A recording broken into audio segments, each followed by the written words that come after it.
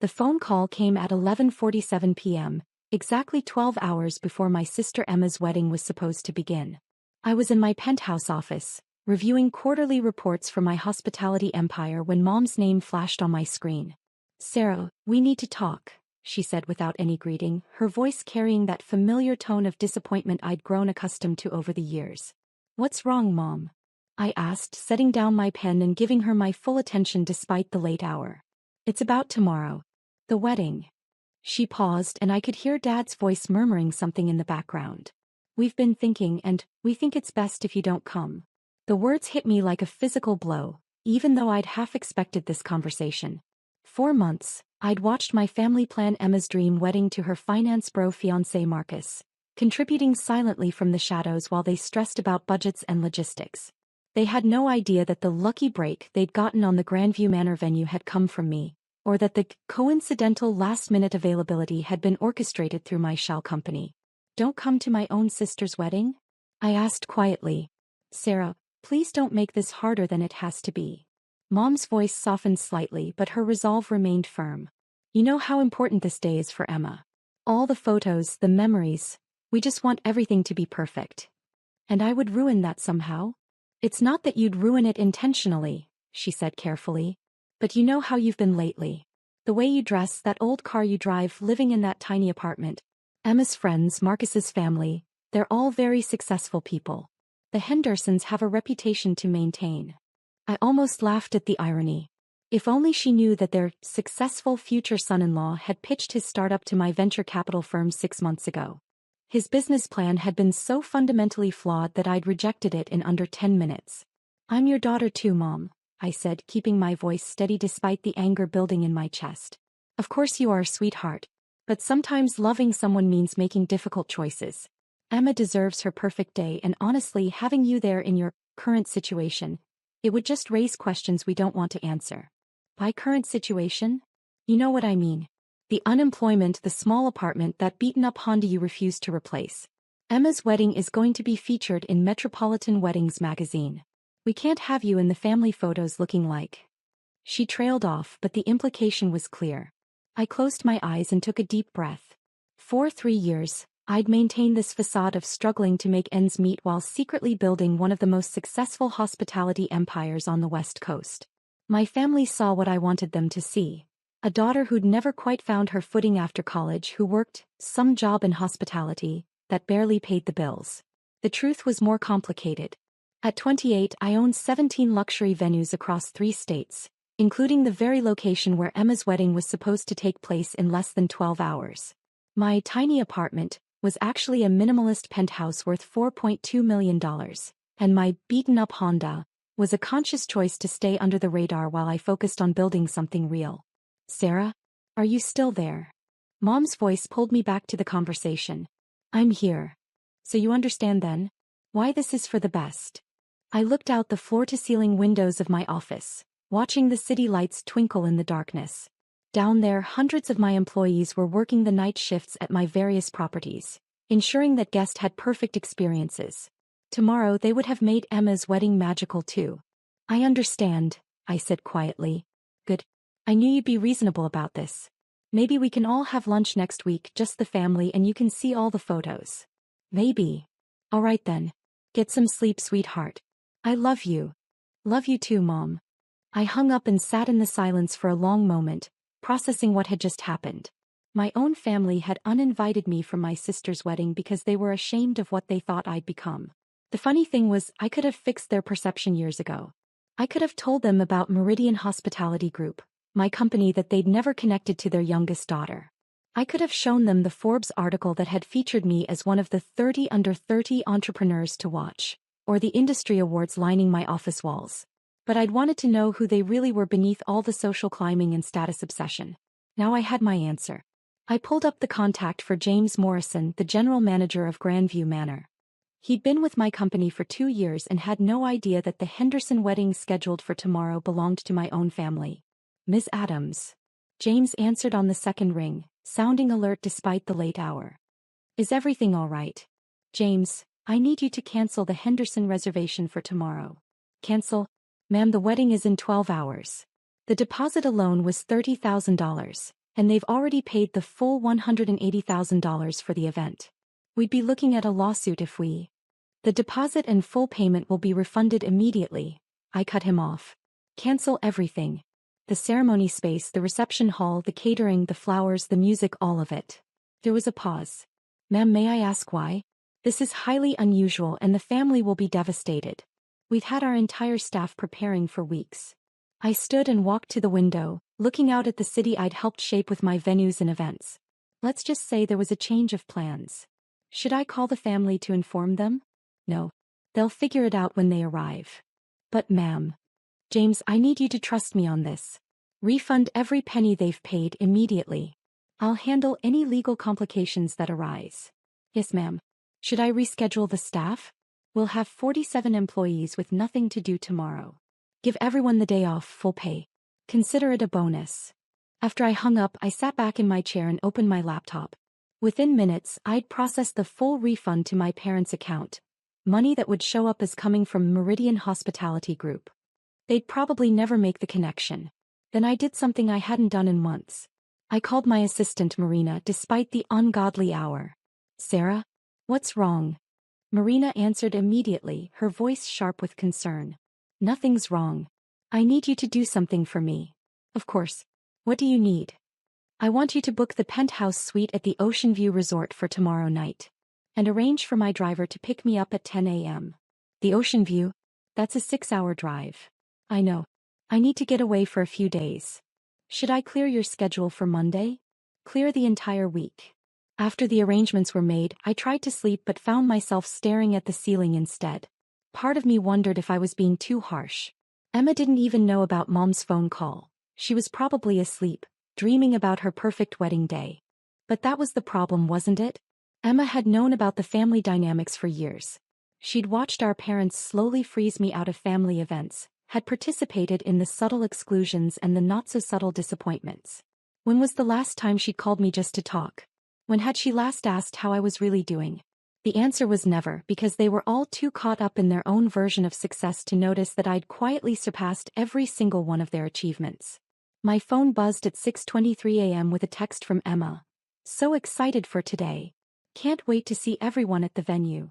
I stared at the message for a long time before responding. I hope your day is everything you deserve. At 7:15 my phone started ringing. It was James. Ms. Adams, I'm getting calls from vendors. The florist is here with $8,000 worth of arrangements, and the catering truck just pulled up. What should I tell them? Tell them exactly what I told you. The event is cancelled. The bride just called. She's hysterical. I felt a pang of something, guilt, sadness, regret, but pushed it aside. What did you tell her? I told her that management had to cancel due to an emergency, and that all payments would be refunded in full. She demanded to speak to the owner. What did you say to that? I said the owner was unavailable. Good. At 8:30 my phone exploded with calls and texts. First Emma, then Dad, then Mom, then Emma again. I let them all go to voicemail. The messages were predictably dramatic. Emma, Sarah, please call me back. The venue cancelled our wedding. Everything is ruined. We don't know what to do. Dad, some kind of emergency at the venue. They won't tell us what happened. Can you believe this? On Emma's wedding day. Mom, the venue refunded everything but won't explain why. We're trying to find somewhere else but everywhere is booked. This is a nightmare. By 10 a.m. I was in the back of my black Mercedes heading north toward the coast. My driver, Thomas, caught my eye in the rearview mirror. Rough morning, Ms. Adams? You could say that. Family troubles? I'd worked with Thomas for 2 years and he'd become more than just a driver. He was discreet, professional, and had an uncanny ability to read situations. Something like that. For what it's worth, he said carefully, family can be complicated. But they usually come around when they realize what they've lost. We drove in comfortable silence for a while as I watched the familiar landscape give way to rolling hills and eventually the coastline. My phone continued to buzz with increasingly frantic messages. At 11:45, I finally listened to one of Emma's voicemails. Sarah, I don't know if you've heard, but our venue canceled this morning with no explanation. We're trying to find somewhere else, but Saturday bookings are impossible. Marcus's family is flying in from New York and we have 150 guests. I need my sister right now. Can you please call me back? The desperation in her voice almost broke my resolve. Almost. At 12:30, Dad left a message that made me pull over at a scenic overlook. Sarah, I know we haven't always. I know things have been strained between us. But Emma needs her family right now. Whatever happened at that venue, we'll figure it out. But I was hoping, maybe you could come help us look for an alternative? You work in hospitality, right? Maybe you know someone who could help on short notice. I sat in the car looking out at the Pacific Ocean and laughed until I cried. They wanted my help in hospitality. They had no idea that I could have solved their problem with a single phone call, that I owned 6 other venues within 50 miles that could have accommodated their wedding. But they'd made their choice when they decided I wasn't good enough to be in their family photos. My phone rang again. This time it was a number I didn't recognize. Hello. Is this Sarah Henderson? The voice was male, stressed. Yes. This is Marcus. Well, I guess I should say Emma's fiancé. Look, I don't know what's going on between you and your family, but Emma is falling apart right now. She needs her sister. I was quiet for a moment. Did she ask you to call me? No. She doesn't know I got your number from her phone. But I've been watching her family dynamics for the past year and I can see there's some kind of rift. Today isn't the day for family drama. You're right, I said. Today isn't the day for family drama. So you'll come help us? Marcus, can I ask you something? Sure. Why did you really want to marry into the Henderson family? There was a pause. What kind of question is that? An honest one. I've watched you for the past year. You're marrying Emma, but you spend most of your time talking to Dad about business connections and networking opportunities. You drive the car he recommended, you wear the watch he suggested, you even changed your investment strategy based on his advice. Emma's father is a successful man. I respect his opinion. His investment firm manages $30 million in assets. That's not exactly Warren Buffett territory. How do you know that? I smiled. I pay attention. Another pause. Look, Sarah, I don't know what your problem is with your family, but my problem is that none of you ever bothered to ask who I really am. What's that supposed to mean? It means I hope you find a venue for your wedding, Marcus. I really do. But I won't be attending. I hung up and turned my phone off. The next few days at the Ocean View Resort were exactly what I needed. I swam in the private pool, ate incredible food, and slowly felt the knot of anger and hurt in my chest begin to loosen. On Tuesday I finally turned my phone back on. 67 missed calls. 43 text messages. 12 voicemails. I scrolled through them slowly. Saturday afternoon. Frantic messages about the cancelled venue. Saturday evening. They'd found a local community center that could accommodate the reception. Sunday morning. Photos from the intimate wedding celebration at the community center. Emma looked beautiful but tired. The decorations were clearly last minute. Marcus looked stressed. Monday, a text from Mom. Sarah, we need to talk. Tuesday morning, a voicemail from Emma. Sarah, I know you're mad at us. I don't fully understand why, but I know something's wrong. Marcus told me he called you on Saturday. He said you asked him some weird questions about Dad's business. I want to understand what's happening with our family. I was surprised by the sincerity in Emma's voice. For the first time in years, she sounded like she genuinely wanted to connect rather than just going through the motions of sisterly obligation. I called her back. Sarah. She answered on the first ring. Hi, Emma. Oh my God, I'm so glad you called back. Where are you? Are you okay? I'm fine. I'm taking some time away to think. Think about what? I looked out at the ocean from my suite's balcony. About family. About what we mean to each other. Sarah, I'm sorry about whatever Mom said to you about the wedding. I found out yesterday that she called you Friday night. I never asked her to uninvite you. But you didn't ask her to make sure I was included either. There was silence for a moment. You're right. I should have. I was so caught up in all the planning and stress. I wasn't thinking about anyone's feelings except my own. Emma, can I ask you something? Of course. What do you think I do for work? You work in hospitality, right? At a hotel or something. That's what I told you 3 years ago when I first started. What do you think I do now? I assumed it was the same thing. Sarah, you never talk about work when we see you. When do we see each other, Emma? Another pause. We see each other at family dinners. The last family dinner I was invited to was 8 months ago. Before that, it was Christmas, where I spent 3 hours listening to Dad lecture Marcus about investment strategies and Mom showing off photos of your engagement party to the neighbors. Sarah, I didn't realize. That's the problem, Emma. None of you realize anything about my life because you've never bothered to ask. I could hear her crying softly on the other end of the line. You want to know what I really do for work? I continued. I own 17 luxury venues across California, Oregon, and Washington. My company, Meridian Hospitality Group, generated $47 million in revenue last year. The venue that canceled your wedding? That was mine. What? Grandview Manor. I own it. I own the place where you were supposed to get married. That's impossible. Is it? Have you ever asked me about my life? My goals? My dreams? Have you ever wondered how I afford to live in downtown San Francisco on a hotel worker's salary? We thought you had roommates. I live alone in a penthouse that's worth more than Dad's entire investment portfolio. I could hear her breathing heavily on the other end. Emma, I canceled your wedding venue because Mom called me at midnight and told me not to come because I would ruin your photos. Because apparently, I'm too much of an embarrassment to be seen with the Henderson family. Oh my God, Sarah. I had no idea she said that to you. But here's what really hurts, Emma. It's not that she said it. It's that none of you would have noticed if I hadn't been there. When was the last time you called me just to talk? When was the last time you asked how I was really doing? She was quiet for a long time. You're right, she finally whispered. I've been a terrible sister. You haven't been terrible. You've been absent. Is that why you canceled our venue? To punish us? I considered the question carefully. I canceled it because I realized that you all made a decision about who I am and what I'm worth without ever bothering to find out the truth. And I decided I didn't want to be part of a family that sees me as a liability. Sarah, please. I want to fix this. I want to understand who you really are. Do you? Yes. God, yes. I've been so caught up in my own life, in what Mom and Dad expected from me, in trying to impress Marcus's family. I forgot what actually matters. I felt something shift in my chest. This was the conversation I'd been waiting 3 years to have. Emma, I never wanted to hide my success from you. But I needed to know that you'd love me even if I was actually the person Mom and Dad thought I was.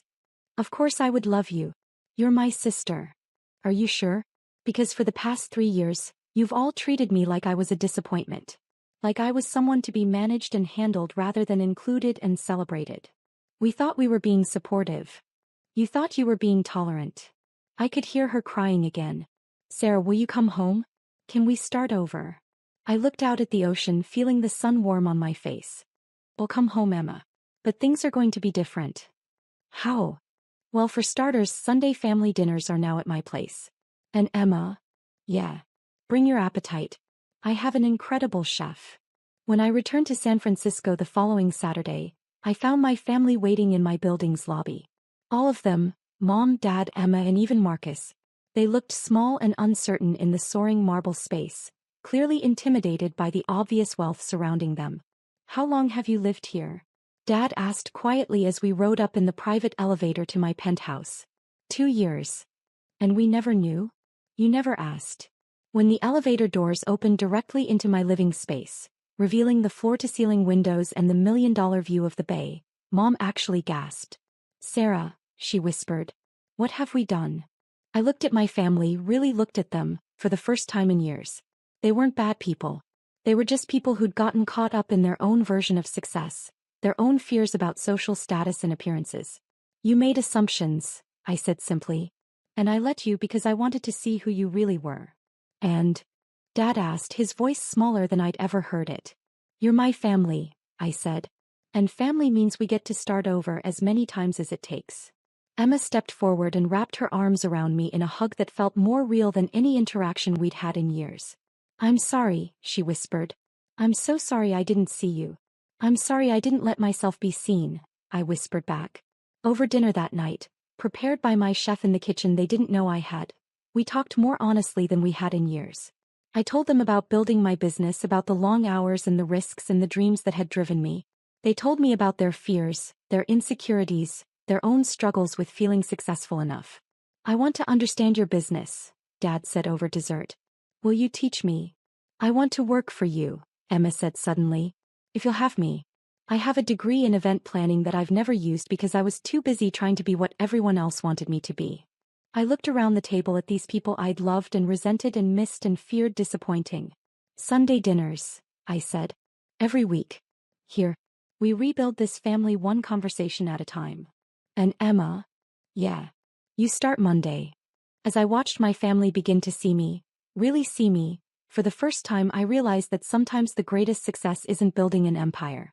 Sometimes it's building a bridge back to the people who matter most, even when they've forgotten how to cross it themselves. The wedding venue cancellation had cost them one perfect day. But it had given us something more valuable. A chance to be a real family again.